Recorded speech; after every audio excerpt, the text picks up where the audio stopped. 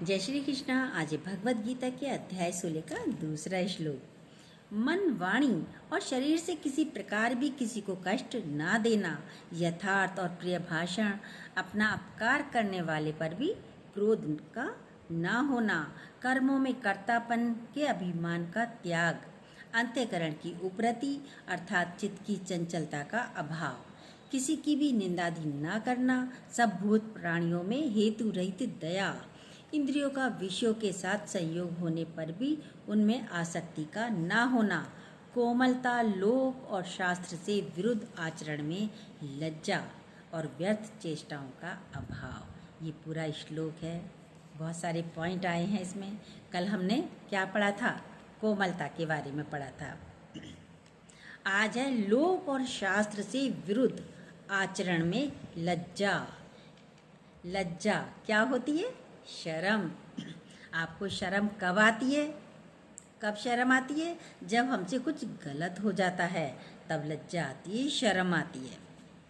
आज इसमें भगवान श्री कृष्ण बोल रहे हैं लोक और शास्त्र से विरुद्ध आचरण। हमारे समाज में बहुत सारे नियम बनाए गए हैं और सब अलग अलग हैं। हिंदुओं में अलग हैं, मुस्लिम में अलग हैं। देखिए, सारे अलग अलग हैं। देश के भी अलग अलग होते हैं नियम। जो समाज के नियम है, समाज के नियम भी होते हैं। सबके लिए नियम बनाए गए हैं। शास्त्रों में देखिए बहुत सारे नियम बनाए गए हैं। अब जैसे क्रिश्चियंस के 10 कमांड बनाए गए हैं। चोरी नहीं करना, गलत विचार नहीं करना, सारे ये नियम हैं। हम लोगों के हिंदुओं में भी सारे नियम है, शास्त्रों में बनाए गए हैं। उनके अनुसार हमारा जीवन होना चाहिए, उनके विपरीत नहीं जीवन होना चाहिए। उसी प्रकार से नियमों से चलना जरूरी होता है। कैसे होता है तो सुनिए। एक गुरु थे, उनके सिखाने का तरीका ही बिल्कुल अलग था। एक राजा ने सोचा अपने बेटे को गुरु के पास छोड़ा जाए, राजकुमार को। उनके पास रहेगा तो कुछ जीने के तरीके सीखेगा, कुछ नियमों को सीखेगा। उसको सिखाने के लिए राजकुमार को भेजा गया गुरु के पास। उसको बोला मेरा सिखाने का तरीका अलग है। गुरु बोला भाई मेरा तरीका बिल्कुल अलग है, तुम सीख पाओगे? ये राजकुमार से बोला मैं तो सीखने के लिए आया हूँ गुरुजी। गुरुओं के तरीके अलग अलग होते हैं। कहता है मेरा जरा मार्ग कठिन है, मेरा तरीका सिखाने का बिल्कुल अलग है। तो उसने कहा बताइए तो। बोला मैं जब सिखाने चलता हूँ मैं तुम्हारे पीछे सारा समय एक लकड़ी की तलवार लेकर चलूँगा। मेरा ये तरीका है, जब मैं सिखाऊंगा तो तुम्हारे पीछे एक लकड़ी की तलवार लेकर चलूँगा। यदि तुमने कुछ गलत किया तो मैं लकड़ी की तलवार से तुम्हें मारूंगा। बोला ठीक है, मुझे तो सीखना है, सीखने आया हूँ। रह गया वहाँ पे। अब वो रहा वहाँ पे। अब वो जब चलता था गलतियाँ हो ही जाती हैं, कुछ ना कुछ कहीं ना कहीं गलतियाँ हो ही जाती हैं। उसने भी कई बार गलतियाँ करी तो फिर कई बार लकड़ी की तलवार से गुरु ने उसको मारा। बेचारे की पीठ दर्द भी करने लगी। लकड़ी की तलवार से कोई मारेगा, पीठ भी दर्द करती थी। लोग बोलते हैं हमारे से, लोग बाग क्या बोलते हैं, अरे ऐसा तो हो ही जाता है। अरे ऐसा हो क्यों जाता है? क्यों नहीं ध्यान से चले? लेकिन गुरु नहीं है ना। पर वहाँ राजकुमार गुरु के संपर्क में है, गुरु के साथ है। गलती होने पर लोग बाग सॉरी बोल देते हैं, सॉरी गलती हो गई, सॉरी, क्योंकि ध्यान नहीं है। इसी तरीके से राजकुमार के कई दिन निकल गए। गुरु लकड़ी की तलवार लेकर पीछे चलता था। जहाँ गलती होती वहीं लकड़ी की तलवार से राजकुमार को मारते थे। मार खा के सुधर गया राजकुमार। अब उससे गलती नहीं हो रही है, सीधे चल रहा है, सही चल रहा है। फिर उसको बोला अभी तक तो तुम गलत करते थे इसलिए मारता था। अब तुम गलत सोचोगे तो अभी मैं तुम्हें लकड़ी की तलवार से मारूंगा। गलत सोचोगे तो अभी लकड़ी की तलवार से मारूंगा। कहता है ये तो बड़ा तेज है गुरु। मैं कहाँ आ गया कि हमारी सोच पर भी मारेगा ये। जैसे ही वो गलत सोचता गुरु लकड़ी की तलवार से उसको मारता था। कस के मारता था। कई दिन तक फिर भी ऐसे ही निकल गए। अब उसने गलत सोचना भी बंद कर दिया। पहले गलत चलना बंद करा, फिर गलत बोलना बंद करा, गलत सोचना बंद करा। यह हमारी बुद्धि पर अनुशासन, ये अनुशासन होने चाहिए। हमारे विचार क्या हैं, क्या गलत कर रहे हैं, हम किए जा रहे हैं, सावधानी नहीं है इसलिए गलत कार्य कर रहे हैं, गलत विचार कर रहे हैं। लज्जा आनी चाहिए। आज है लज्जा पर, लज्जा आनी चाहिए। धीरे धीरे उसके विचारों में शुद्धता, पवित्रता आने लगी राजकुमार के। आप कहेंगे हम सोच ही तो रहे हैं, सोचने में भी क्या पाबंदियां हैं, इसमें भी क्या अनुशासन होना चाहिए। हाँ, सोचने से ही तो हमारा मन चलता है, मन से हमारी इंद्रियां भागती हैं। तैयार किया गुरु ने उसको, देखा कि अब उसके विचार धीरे धीरे शुद्ध होने लगे। पहले गलत कार्यों पे शुद्धता आई, फिर विचारों में शुद्धता लाई। तो एक दिन बोलता है अब तुम्हारे विचार तो शुद्ध हो गए। बोला तुम सावधान रहना कि तुम्हारे सपने में भी गलत ना हो। अब तुम्हारे सपने भी यदि गलत आए तो अब मैं तुम्हारे पीछे असली तलवार लेकर चलूँगा। यदि तुमने सपने में भी गलत विचार, गलत सपना भी यदि तुम्हें आ गया तो ये असली तलवार से मैं तुम्हें मार दूंगा, सच्ची तलवार से मारूंगा। अब तो उसकी रातों की नींद चली गई राजकुमार की। अरे सपने तो सपने, क्या आ जाए पता ही नहीं चलता। हर व्यक्ति यही कहता है ना, अरे कुछ भी सपने में आ सकता है। सपने के ऊपर किसका अधिकार, सपने तो आते ही हैं। गुरु तो हमें मारेगा, सच्ची तलवार से मार देगा, राजकुमार बोला। वो तो सारा समय जागृत अवस्था में रहने लगा। अब उसने सोना भी बंद कर दिया। भाई मुझे क्या पता सपना कोई आया और गुरु तो मुझे मार डालेगा। सपने अच्छे बुरे नहीं आने चाहिए। सपने अच्छे कब होंगे, जब आपके दिन भर के विचार अच्छे होंगे तो सपने अच्छे होंगे। आप गुरु का विचार करते हो तो सपने में गुरु आता है। आप बाल बच्चों का विचार करते हो तो बाल बच्चे आते हैं। देखिए ये एक स्वाभाविक क्रिया है। सबके सपने अलग होते हैं। बच्चे खेलते हैं, पढ़ते हैं, पढ़ने का ही सारा समय सपने भी आते हैं, सोचते हैं, वही सपने में आता है। तो सपने में भी सोचते हैं कि फेल ना हो जाए, ट्रेन ना छूट जाए, सपने में सोचते हैं ना, पेपर ना छूट जाए। अब तो सारा समय उसकी सावधानी उसको लगती। अब तो मैं नींद भी नहीं कर सकता, अब वो सो भी नहीं सकता था राजकुमार। ये तो गुरु बड़ा अजीब है, मेरे को सोने भी नहीं दे रहा, नंगी तलवार लेके चल रहा है मेरे पीछे पीछे कि यदि सपना भी आया गलत तो मैं तुझे मार डालूंगा। हमें क्या पता मैं सपना क्या देख रहा हूँ। मैं सोया लेटा और ऐसा कि सपना आ सकता है कुछ भी, वो तो मुझे मार देगा। सोता ही नहीं था राजकुमार। आखिर उसको गुरु के ऊपर बहुत गुस्सा आ गया। अब जब नहीं सोएगा चिड़चिड़ा गया, गुस्सा आया। शिष्य तो बड़े खतरनाक भी होते हैं ना।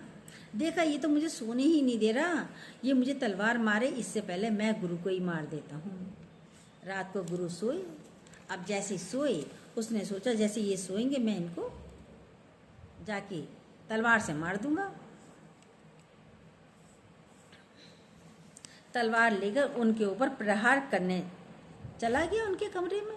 और जैसे ही अचानक ही गुरु बोलते हैं, करवट ली गुरु ने, अचानक ही गुरु बोलते हैं, बच्चे बच के, बच्चे मैं बहुत बुजुर्ग हूँ, जरा संभाल के मेरे ऊपर हाथ चलाना, मैं बहुत बुजुर्ग हूँ, जरा संभाल कर मेरे ऊपर हाथ चलाना।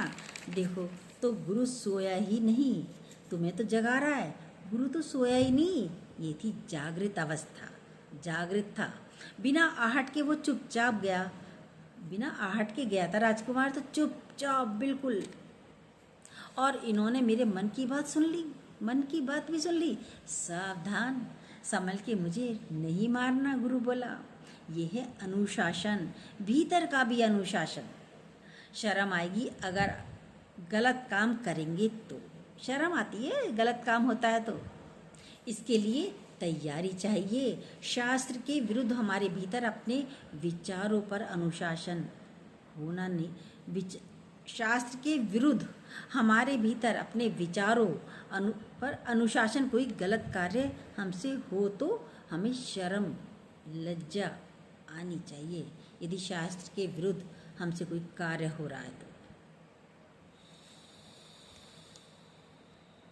पर ये दूसरे आपको शर्मसार कर रहे हैं वो तो एक अलग बात है कि दूसरे आपको शर्मसार कर रहे हैं। सत्संग में हमें क्या मिलता है? बिन सत्संग विवेक न होई, राम कृपा बिन सुलभ न कोई। पर ये सब बिना सत्संग के पॉसिबल नहीं है, इसलिए रोज का सत्संग बहुत जरूरी है। ये विवेक खुलता है, आपको सही गलत की पहचान होती है सत्संग से। समाज की भी पहचान है, क्या गलत है क्या सही है। देखिए समाज की पहचान भी हमें सत्संग के द्वारा होती है, गुरु के द्वारा ही होती है। और जब हमें लज्जा शर्म होगी तो गलत सही की पहचान हो जाती है। जब आपका विवेक जागृत होगा यह लज्जा आप गलत कर नहीं पाएंगे। जब आपका विवेक जागृत है तो आप गलत नहीं कर पाएंगे, और इसके लिए हमें भीतर के संस्कारों को सही करना है। एक संस्कार कुछ हमें माँ बाप से मिलते हैं और एक संस्कार हमारे भीतर के होते हैं। इनको हर समय हमको सही रखना है। ये नहीं कि बोल रहे हैं, घर वाले बोल रहे हैं, गुरु बोल रहे हैं, पर हमारे ऊपर कोई इफेक्ट नहीं पड़ रहा। कोई भी हमें कुछ कह रहा है, बोल रहा है, भाई ये नहीं करो, तो इफेक्ट नहीं पड़ रहा। जैसे एक बेटा था, वो पिता का अपने कहना ही नहीं मानता था। बेचारा पिता बोलता रहता था, वो सुनता ही नहीं था बेटा बिल्कुल भी। आखिर एक दिन तंग आकर पिता ने क्या कहा, जा तेरी मर्जी, जो जो चाहे वो कर। बेटा तो बड़ा खुश हो गया, अब तो मेरी मर्जी है, अब तो मैं जो मन चाहे करूं, रात को कितनी देर से आऊं, क्लबों में जाऊं, पार्टियों में जाऊं, शराब पीऊं, सिगरेट पीऊं, कुछ भी करूं। ये देखिए क्या है ये शर्म नहीं आई, लज्जा। बोला अब तो मेरी मर्जी है, मैं कुछ भी करूं, सारी मेरी मर्जी, किसी की सुनना नहीं। शर्म आनी चाहिए। बड़े कह रहे हैं, बुजुर्ग कह रहे हैं, गुरु कह रहा है, रुको, ध्यान से सुनो। बड़ों की बातों को सुनना चाहिए। समाज के विरुद्ध आचरण हो रहा है, शर्म नहीं आती। बेशर्मों की तरह किए चले जाते हैं, किए जा रहे हैं। समाज के विरुद्ध कार्य है, हम लोग करते हैं। देखिए जो समाज के विरुद्ध कार्य है वो हम लोग करते हैं, तो उसमें हमें शर्म आनी चाहिए, लज्जा आनी चाहिए। गाड़ी देखी सिग्नल पर पुलिस नहीं खड़ी है तो चले गए, आगे ले गए और तेज भगाई, हो गया एक्सीडेंट। एक्सीडेंट होने के चांसेस होते हैं, तेज चलाएंगे, गाड़ी भगा दी उल्टी सीधी। अक्सर लोग यही करते हैं। पुलिस वाला नहीं खड़ा है तो रेड लाइट को भी देखते हुए भी गाड़ी आगे बढ़ा देते हैं। अनुशासन को तोड़ना, नियमों को तोड़ना, ये विरुद्ध कार्य। लज्जा माने क्या है?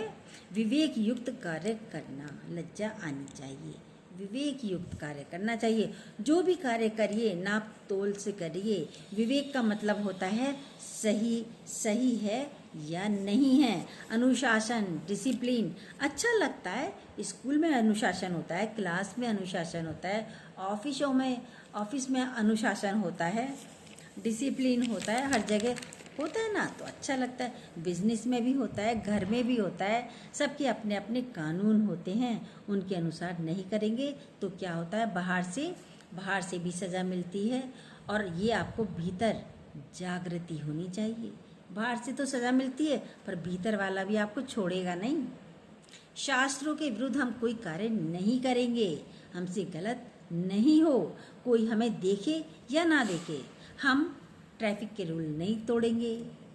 यदि हमें उल्टे हाथ चलना है तो हमें उल्टे हाथ ही चलना है। विदेशों में सीधे हाथ चलना है तो सीधे हाथ ही चलना है। ये हमारा कायदा होना चाहिए। एक बार अकबर ने अपने दरबारियों से पूछा, लोग किससे डरते हैं? तो कुछ लोग बोले, पुलिस वालों से डरते हैं लोग, क्योंकि पुलिस वाला खड़ा है तो चौराहे पर क्रॉस नहीं कर सकते एकदम। दूसरा बोला कानून से डरते हैं। तीसरा बोला माँ बाप से डरते हैं लोग। और एक ने बोला राजा के डर से लोग बाग डरते हैं। आखिर में अकबर ने बीरबल से बोला, तुम क्या बोलते हो? बीरबल तुम बोलो, तुम क्या बोलते हो? कहता है बीरबल, मैं बोलता नहीं महाराज, मैं तो दिखाता हूँ। बोले क्या दिखाते हो? बोला मैं दिखाऊंगा आपको। क्योंकि वो तो मंत्री था, उसने सबको बोला राजा का आदेश है। वहाँ पर एक बड़ा सा पौंड था बना हुआ, खाली था, कि राजा का आदेश है सबको एक एक लोटा दूध लाकर उस पौंड में डालना है रात को। सबने बोला सही है, नगरवासियों ने ढिंडोरा पिटवा दिया था। सबने बोला ठीक है, पूरा भर जाना चाहिए, इतने सारे नगरवासी हैं, पौंड को भर जाना चाहिए था। सुबह गए, देखा, वहाँ पे राजा ने देखा तो खाली बीरबल का लोटा था। दूध का बाकी पूरा तालाब जो था वो पानी से भरा हुआ था, लेकिन दूध का लोटा सिर्फ बीरबल के हाथ में था, और तो पानी, शुद्ध पानी पानी था। क्यों? क्योंकि सबके अंदर ये बैठ गया कि सब तो दूध डालेंगे, मैंने एक लोटा जल डाल दिया तो क्या होगा। और यही बातें सब नहीं सोच ली नगरवासियों ने। अरे सब तो दूध डालेंगे, हमने एक लोटा पानी लेके डाल दिया उस पौंड में, तो कौन सा फर्क पड़ रहा है, किसी को पता ही नहीं चलेगा। इसी तरीके से सारे के सारे नगरवासी लोटे में जल ही लाए और पौंड में डाल दिया।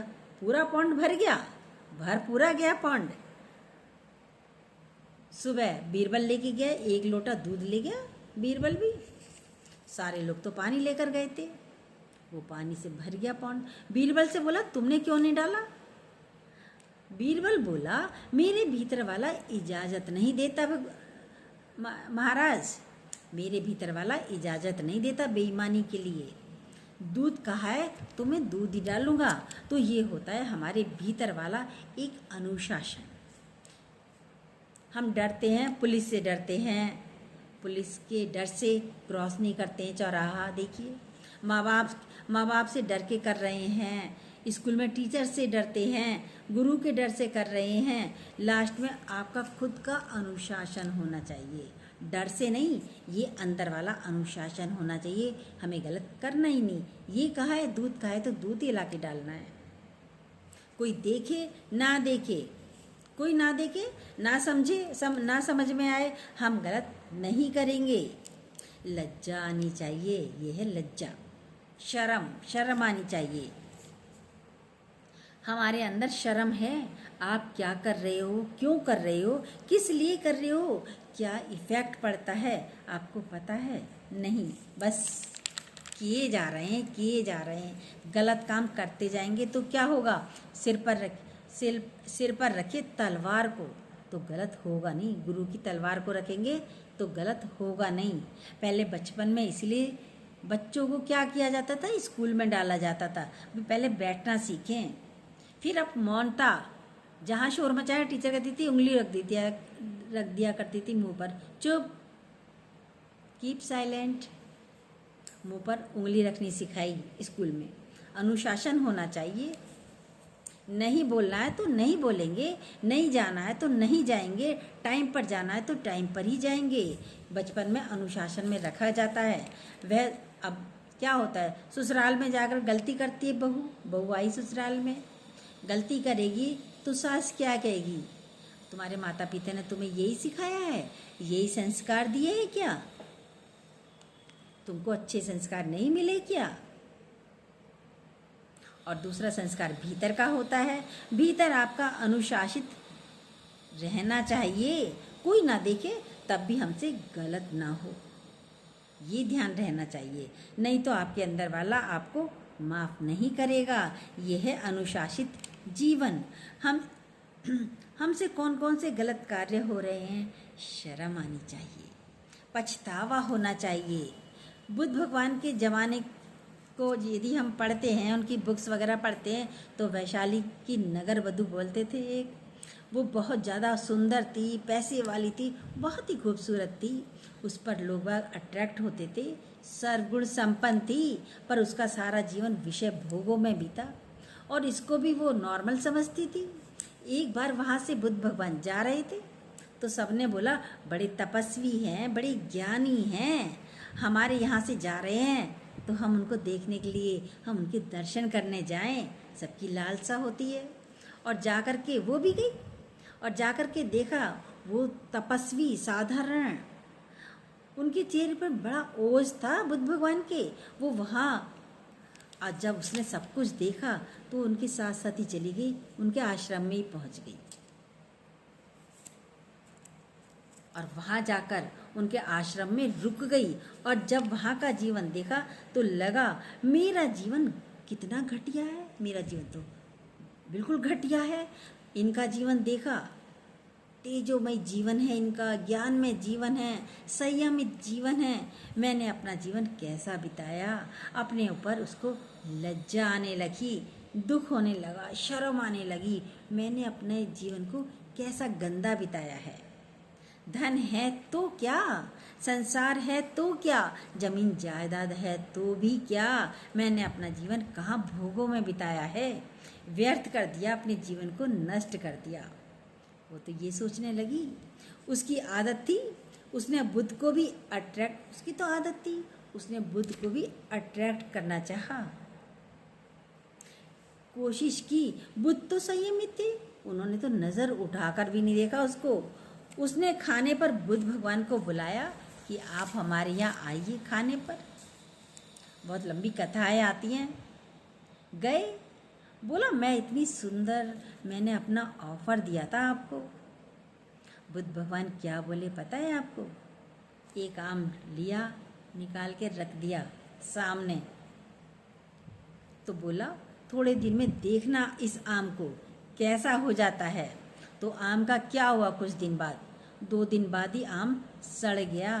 बोलते हैं तुम जो इतरा रही हो अपने यौवन पर, अपनी सुंदरता पर, मैं इतनी सुंदर, मैं बहुत अच्छी हूँ, तुम्हारा भी 4 दिन बाद यही हाल होना है इस शरीर का भी। ऐसे ही आपकी तरह बड़े होकर क्या हो जाता है भाई, सब आम की तरह सबका हाल यही होता है, 4 दिन बाद सड़ना ही है इस शरीर को।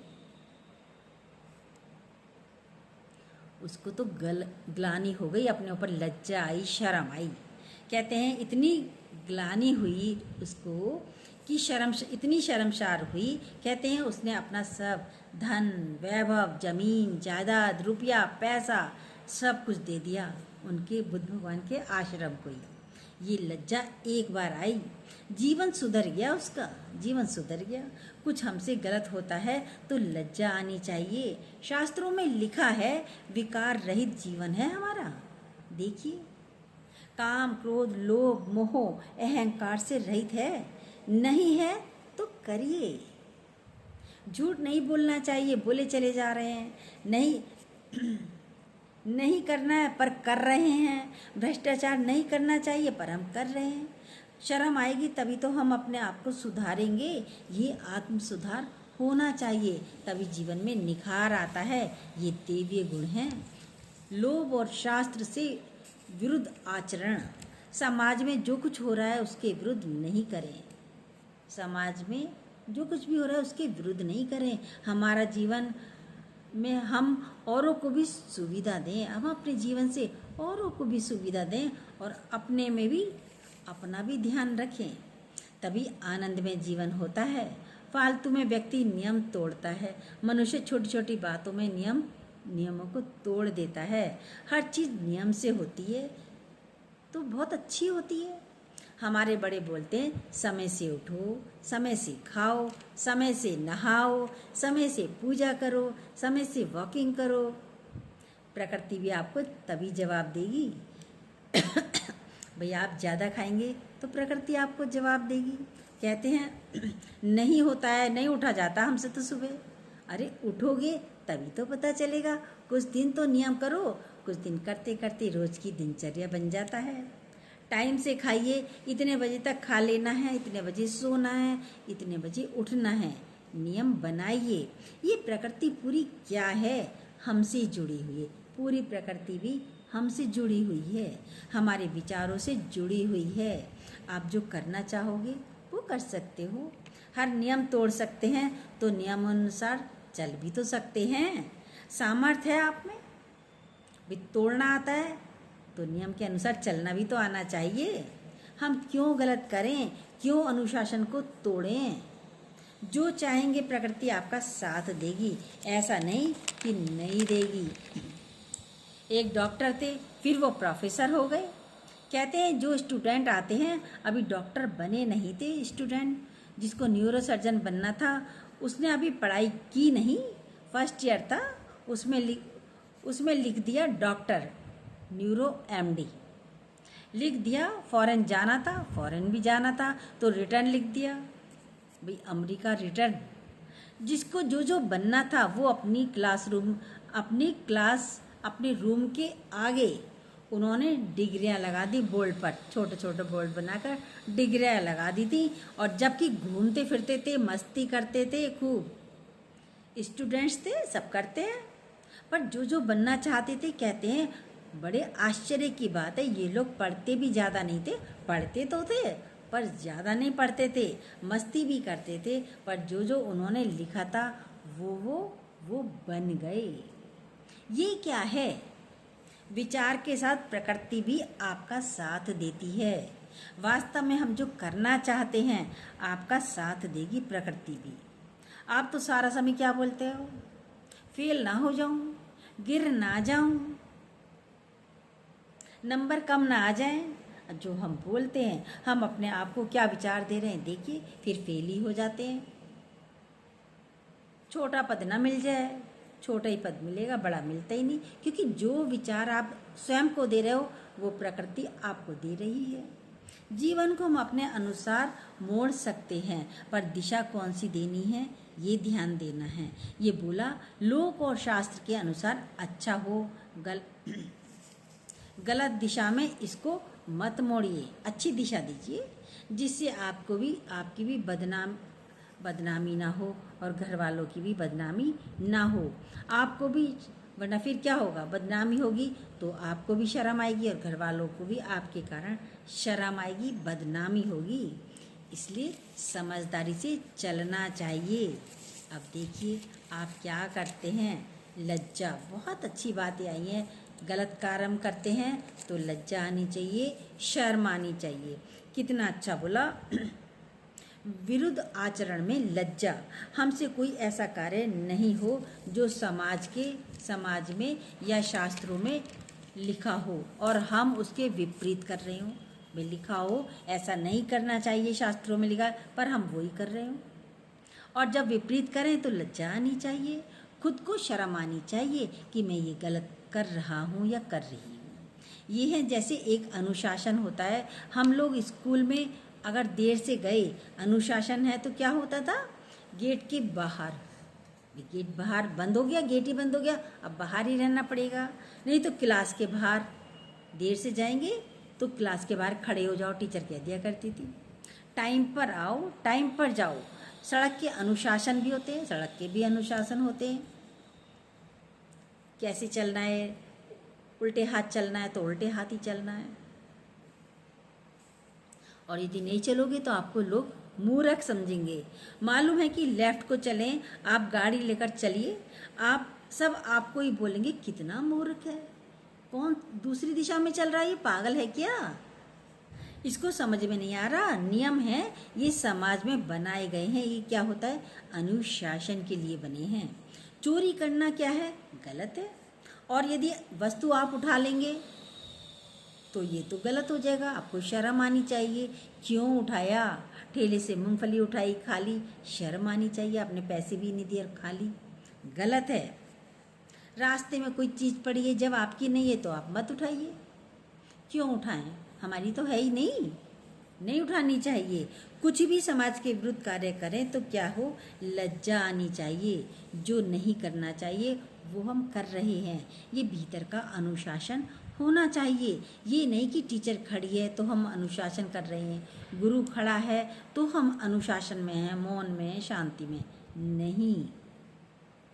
ये हमारे अनुशासन, हमें अनुशासन में चलना चाहिए। रेड लाइट है तो हमें गाड़ी भगानी नहीं है, अभी वहीं रोके रखनी है, चलानी नहीं है। ग्रीन लाइट होने पर ही हमें आगे बढ़ना है। ये है जीवन के अनुशासन।